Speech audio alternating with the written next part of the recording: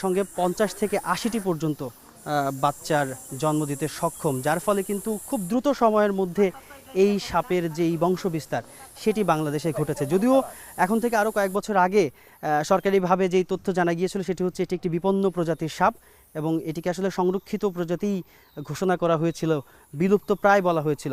তবে এখন আসলে এই কথাটি আর বলার কোনো সুযোগ নেই, কেননা দেশের বিভিন্ন অঞ্চলের প্রাদুর্ভাব ব্যাপক পরিমাণে দেখা গিয়েছে। বিশেষ করে মানিকগঞ্জের হরিরামপুর থানার একেবারে প্রত্যন্ত চরাঞ্চলে গিয়ে আমরা জানতে পেরেছিলাম যেমন যে সেখানে বেশ কয়েকজন মানুষ এরই মধ্যে মৃত্যুবরণ করেছে এই সাপের কামড়ের কারণে।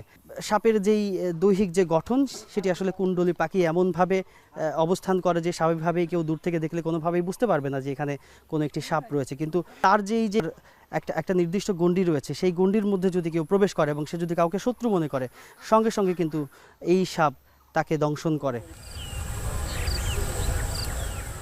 বেশ অনেক দূরের পথে অর্থাৎ ঢাকা থেকে 100 কিলোমিটারেরও বেশি দূরত্বে এসে অর্থাৎ পদ্মা নদীর যেই ভাটির যে দিকটা সেখানে এসে এই রাসেল ভাইপারে দেখা মিলল একজন সাপুরের বাড়িতে।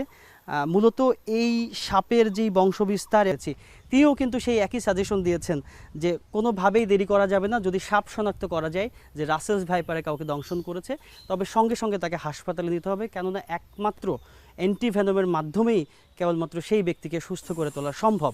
তবে যেই শঙ্কা সেটি হচ্ছে যে এই সাপের কামড়ে যারা আক্রান্ত হয়েছেন তাদের আসলে বেশিরভাগ মানুষই মৃত্যুবরণ করেছেন। তবে সতর্ক থাকার কোনো বিকল্প নেই, সেটি সব মহল থেকে বলা হচ্ছে, সেটি গবেষক থেকে শুরু করে যারা এরকম পেশাদার সাপ যে উদ্ধারের কাজে যারা যুক্ত রয়েছেন তারাও কিন্তু সেই বিষয়টি বলছেন। এই সাপ থেকে যত সম্ভব মানুষকে অনেক বেশি পরিমাণে সতর্ক থাকতে হবে। শরীয়তপুরের সখীপুর থানা থেকে তাজনুর ইসলাম, যমুনা নিউজ।